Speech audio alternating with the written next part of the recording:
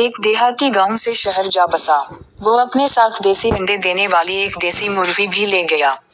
مرغی روز انڈا دیتی، جس کو دیہاتی شوق سے کھاتا۔ ویسے تو مرغی بہت وفادار تھی، لیکن ایک دن اس نے غلطی سے انڈا پڑوسی کے جا کے دے دیا۔ دیہاتی کو انڈا نہ ملا تو اس نے تفتیش کرنا شروع کر دی کہ انڈا کہاں گیا۔ پڑوسی جو ایک وکیل تھا اس سے پوچھا تو وکیل نے اعتراف کیا انڈا اس کے پاس ہے، لیکن وہ واپس نہیں کرے گا کیونکہ انڈا اس کی ملکیتی اراضی و حدود میں دیا گیا ہے، اس لیے قانونی طور اس کا حق بنتا ہے۔ دیہاتی بضد تھا کہ مرغی چونکہ اس کی ہے اس لیے انڈا اس کے حوالے کیا جائے۔ بات طول پکڑ گئی اور تکرار ہونے لگی۔ بالآخر دیہاتی نے کہا کہ میں پنڈو بندہ ہوں، ہمارے ہم ایسی باتوں کا فیصلہ مردانہ طریقے سے ہوتا ہے۔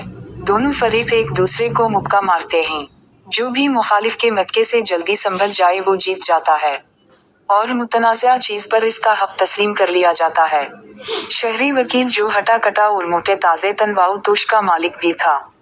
وکیل نے دیہاتی کو دیکھ کر چیلنج قبول کر لی، چونکہ انڈے کی ملکیت کا دعویٰ دیہاتی کر رہا تھا، اور وکیل دینے سے انکاری تھا اس لیے پہلا مکہ دیہاتی نے مارنا تھا۔ دیہاتی نے 2 قدم پیچھے ہٹ کر پوری قوت کے ساتھ مکہ سیدھا وکیل کی ناک پر مارا۔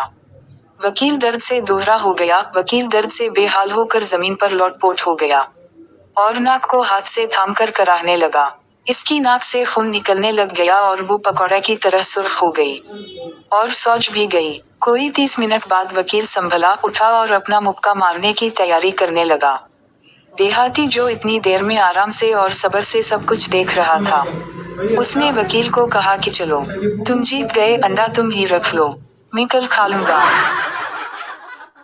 مزید اچھی شعر و شاعری، معلوماتی، معاشرتی، اسلامک، تاریخی، اصلاحی اور طنز و مزاح سے بھرپور کہانیاں سننے کے لیے ہمارے چینل کنول انٹرٹینمنٹ کو سبسکرائب کریں۔ شکریہ۔